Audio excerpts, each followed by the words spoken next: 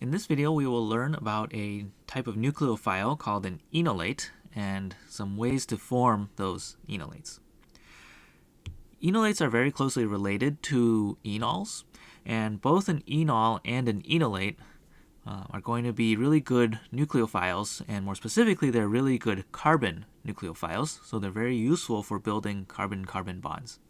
And so in terms of a very generic chemical reaction, what we would see is that a carbonyl compound would react with an electrophile and have that electrophile being added to the alpha position.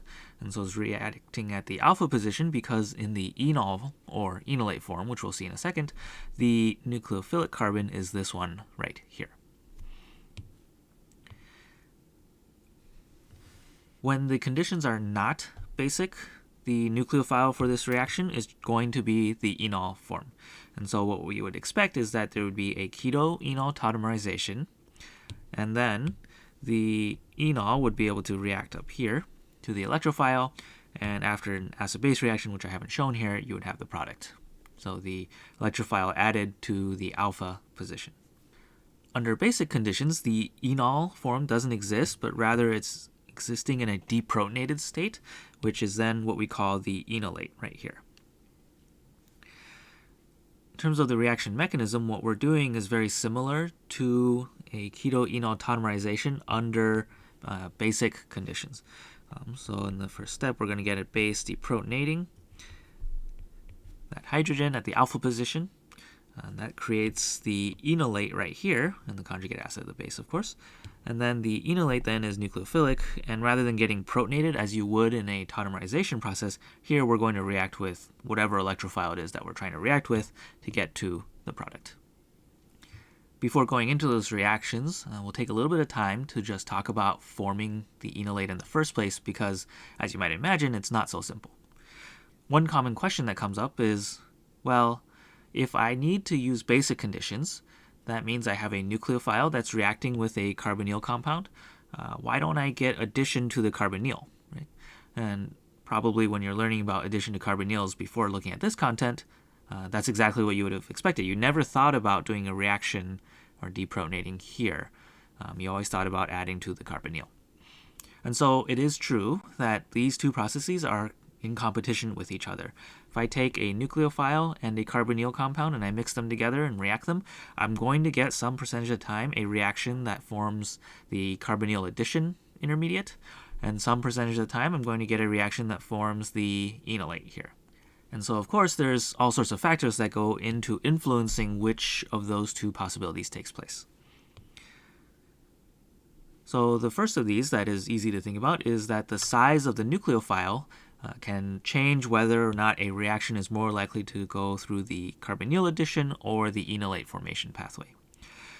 If you think about what needs to happen, if we're adding to a carbonyl, our nucleophile needs to get in the middle here between these two groups on the side. And so this is a more sterically demanding process. And so what that means is that sterically smaller nucleophiles are going to be more likely to do a carbonyl addition than sterically large nucleophiles.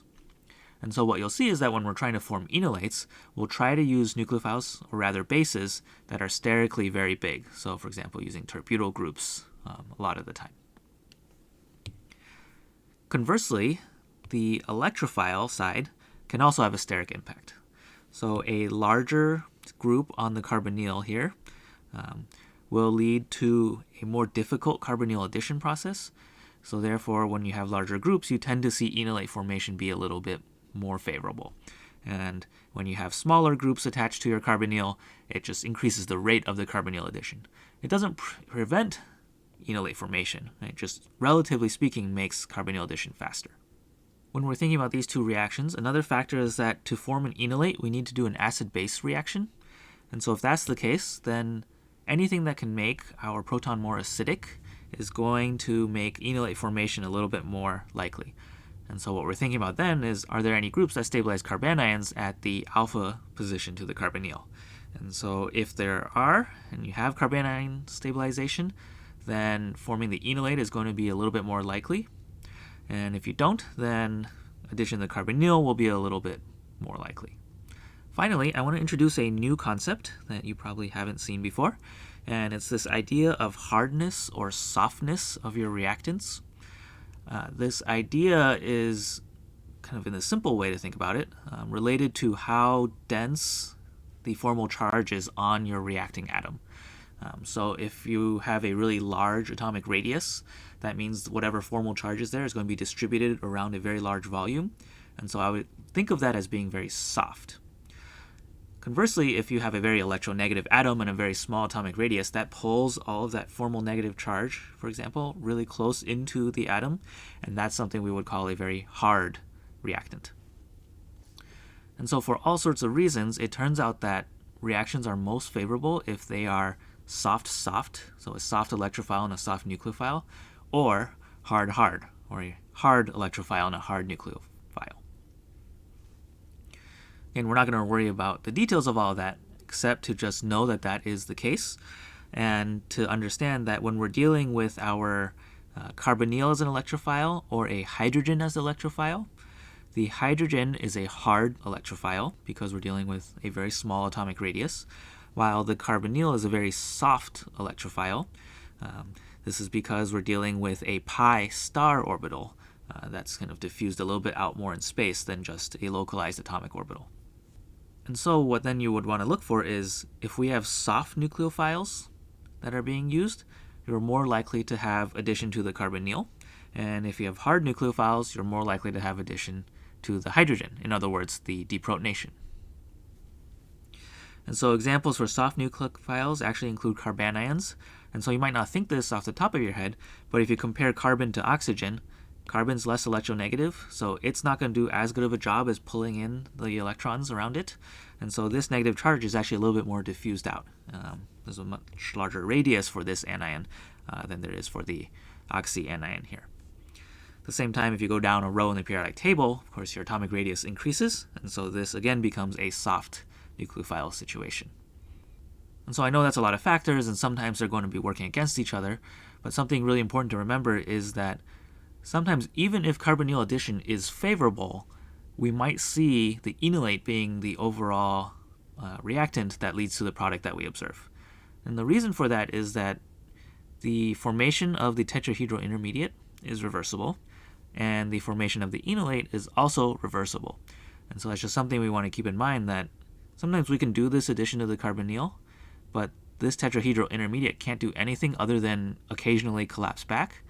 And so even if overall we favor carbonyl addition, the small percentage of the enolate formation that takes place and then goes on to react dictates the outcome of the reaction. I think that idea will make a little bit more sense once we actually look at reactions. So assuming that we're forming an enolate, a problem that we'll run into when dealing with ketones is that the two sides of a ketone, depending on the molecule, may not be the same, which means that we can actually form two different enolates from the same molecule. So we could deprotonate from the right here to get to the red enolate on the right, or we can deprotonate from the left to get to the blue enolate on the left. So whenever we have this possibility for the formation of two different enolates, we have to be able to categorize these as being either kinetic or thermodynamic enolates.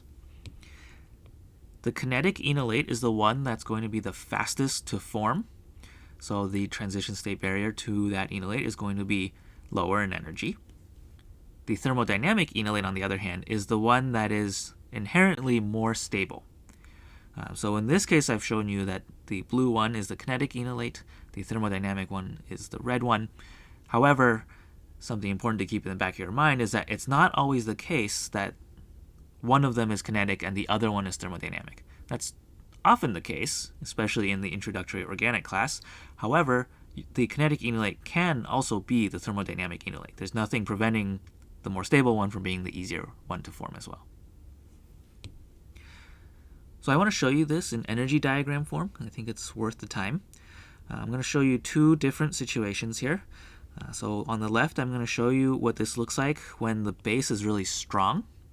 And on the right, I'm going to show you what this looks like when the base is relatively weak. And so I'm defining strong and weak here by comparing the pKa of the conjugate acid of the base with the pKa of the carbonyl compound. So if the base is strong, then the conjugate acid of the base should be a much higher pKa than the carbonyl compound, and it should be the other way around if you have a weak base.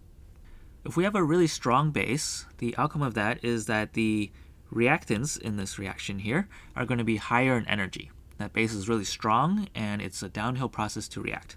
And so what I'll do is to start off my two reactants in the middle of my diagram here a little bit high in energy. When we have a weak base, the base should be more stable and thus less reactive. And so I will start off my reactants on the right here a little bit lower in energy than they are on the left. Right? Again, the carbonyl is the same, so that's not changing the energy at all. It's just the base here that's changing the energy. So now I'm going to focus on the left energy diagram and just walk through this one before going back to the right one. So we have two different pathways that we can take. One is to form the kinetic enolate, which let's say has energy like so. If the base is really strong, that means that overall it should be lower in energy to have that acid-base reaction taking place. So that's why I'm putting this blue side lower in energy than the initial reactants. The thermodynamic enolate should be more stable than the blue kinetic enolate. That's why the red one is the thermodynamic one. So it's thermodynamically lower in energy. And so I'm going to put it a little bit lower in energy here. Now if I'm comparing the blue to the red side, you'll notice that the H base is the same in both of these situations. So the only difference in energy is coming from the enolate itself. Right? So again, the more substituted enolate, more stable here. So if I'm thinking about the acid-base reaction that's happening to form both of these enolates, what I should notice is that deprotonating the blue hydrogen is going to be sterically a little bit easier than deprotonating the red hydrogen. And so that means I should expect a lower energy barrier deprotonating the blue side, getting me to the kinetic enolate. So I'm going to draw that in here. I'm going to get some sort of an energy barrier like so. If I'm deprotonating on the red side, that's going to be sterically a little bit harder. I'm going to have a higher energy barrier, so I'm going to do it like that. But overall, I'm still getting to a more stable state. So in energy diagram form, what we're seeing is that we're starting our reaction off here, a pair of base and carbonyl compound. The lower energy process is to go to the left, getting me to a product that's more stable than where I started, but not the most stable possible in this landscape. And then some percentage of the time, of course, I can go the other way if I have enough energy getting to the more stable product. When we look at the weak base situation, I'm going to have the same relative energies when it comes to my kinetic and thermodynamic enolates there. But you'll notice that overall they're going to be higher in energy than where I started here because the base was weak, and thus doing this acid-base reaction is not going to favor the this side or this side of the process, but rather the initial reactant side will be favored. The same steric problems will apply, so I should expect a lower barrier to go to the kinetic product and a higher barrier to get to the thermodynamic product. An interesting consequence of this is that if I'm starting off with my reaction in a strong base situation, then it takes very little energy to go over to the left side here to the kinetic product, and it takes a lot more energy to come back to where I started from in the reactants. And so when we have really strong bases, we tend to do the acid-base reaction, and just get stuck on the kinetic side. When we have weak bases, however, we're starting off like so, and it's hard either going to the kinetic or the thermodynamic side. So most of the time, let's say we go to the kinetic side, but then you see the energy barrier to go backwards is much smaller. So this is a very easy equilibration back to the original place. And so the consequence of that is that when we have a weak base, the equilibration this way and back tends to happen a lot more. So as soon as we form any kinetic enolate, it equilibrates back, or is likely to equilibrate back to the initial reactant side. And then eventually over time, a small percentage of reactants will react to the thermodynamic product. And then since this energy barrier here is higher, we can overall end up finding the correct selectivity between the thermodynamic product on the right and the kinetic product on the left. So that's a fairly complicated idea, but it's one to spend a little bit of time and wrap your mind around. So we have faster processes that don't always lead to the more stable product. And so naturally, we should be able to think about what are some factors that can influence whether we get the kinetic or thermodynamic enolate. So we'll go through some of those now. So again, we just looked at the base impact. So the stronger the base, the more we'll get our kinetic product or kinetic enolate as the majority of what's formed and what we'll actually use in a reaction. The reaction temperature has an important influence here. The reason is that if the temperature is really low, that means I don't have very much energy in the system to be able to come over energy barriers. And so in really low, so normally negative 78 degrees Celsius, conditions, what we'll get is it's easy to get over this tiny barrier and get stuck here. It's really hard to come back. When we have really high temperatures, then the pair of reactants can have an easy time kind of going over all of these barriers and thus be able to kind of equilibrate eventually to the thermodynamic side. So if reaction temperature matters in terms of whether or not that gives the reaction mixture an opportunity to cross over the barrier, the amount of time we give a reaction is also going to matter. So the longer we let a reaction go for, the more likely it is, just by probability, that one small percent of the time that pair of reactants is not going between here, but rather crossing over to the other side in the thermodynamic enolate. So given a reaction with infinite time, it will always find the thermodynamic product. However, we don't live in infinite time world, so often we're dealing with the kinetic outcomes of chemical reactions. Another kind of practical or laboratory trick to controlling this equilibrium is to use differing equivalents of your reactants. So if we have excess space, that tends to favor the formation of the kinetic enolate because it prevents equilibration from happening. If you have excess carbonyl, that promotes equilibration, and that actually helps the reaction mixture to find the thermodynamic product. The reason for this is that when you have excess carbonyl compound, then at some point you'll have reacted all of your base and you'll have a mixture of the original carbonyl compound and the enolate. And because these are kind of from the same place, the acid-base reaction between these two is going to be 50-50, an equilibrium constant of just 1, because they're the same thing, really. And so because of that, then the kinetic enolate could deprotonate the initial reactant, carbonyl here, and some percentage of the time, that will lead to the formation of the thermodynamic enolate. When you have excess space, you don't have any equilibrium constant equals 1 type of acid-base reaction that can happen, and so equilibration is not really enabled. Some other small things are that if you change the type of solvent that you use, you can influence the extent to which these equilibrations happen. So the less polar the solvent, the more likely you'll be stuck in a kinetic enolate. The reason for that is because the less polar solvents don't do a good job of stabilizing your transition states, and so overall that raises all of the energies of your transition states and just makes those barriers harder to cross. Polar solvents will stabilize your transition state energies and thus make those barriers easier to cross. And finally, if there are factors that can stabilize the enolates, that can serve to lower the energy of both of the kinetic and thermodynamic enolates here. And what that does is it just makes the backwards process, so from there to there or there to there, harder to do, because then that energy barrier will be higher. The way that's done is to choose the cation that's used carefully. So here, if you use an oxophilic or oxygen-liking cation like lithium, that tends to favor the formation of a kinetic enolate because it gets you stuck. If you use a less oxophilic cation like potassium, that doesn't have that amount of stabilization, so then you get a little bit more opportunity, a smaller transition state energy barrier, letting you do some of that equilibration and find the thermodynamic enolate. So I've been talking about enolate specifically, but it's important to just acknowledge that there are many enolate equivalents, and that these enolate equivalents are important because they have differing amounts of nucleophilicity. And so here are just 4 examples. So this is an azo-enolate, regular enolate, this is an enamine, and here's a silyl enol ether. And I've sorted these from most to least nucleophilic.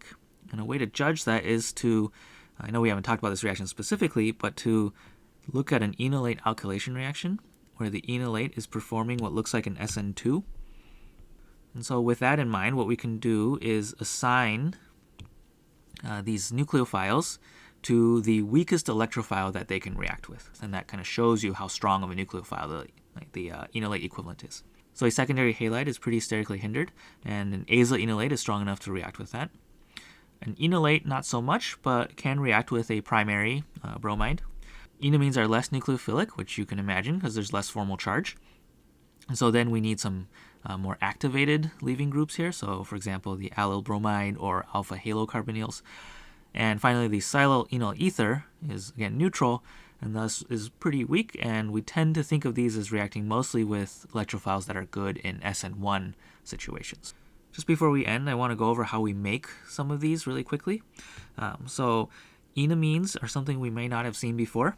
And so an enamine looks like this, and they're made by reacting a secondary amine with a ketone or an aldehyde. The mechanism looks like so. It's a carbonyl reaction with overall a substitution of the oxygen.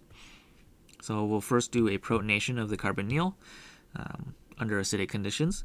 We'll get our addition to the carbonyl, a proton transfer here, and then the collapse to kick out water as a leaving group. What we get is an iminium ion, and so normally we would have an NH plus in many of our mechanisms that we could deprotonate to get to neutral nitrogen, but we don't have that here, and so the next best thing is to deprotonate alpha to that carbon-nitrogen double bond. That gets you to the enamine. The other enolate equivalent I wanted to go over is the silyl enol ether. And so these are made by reacting carbonyl compounds with silyl chlorides. So here's an example of that. So this carbonyl reacting with TMS or trimethyl silyl chloride, getting you to the silyl enol ether here. This will be done with some weak base present.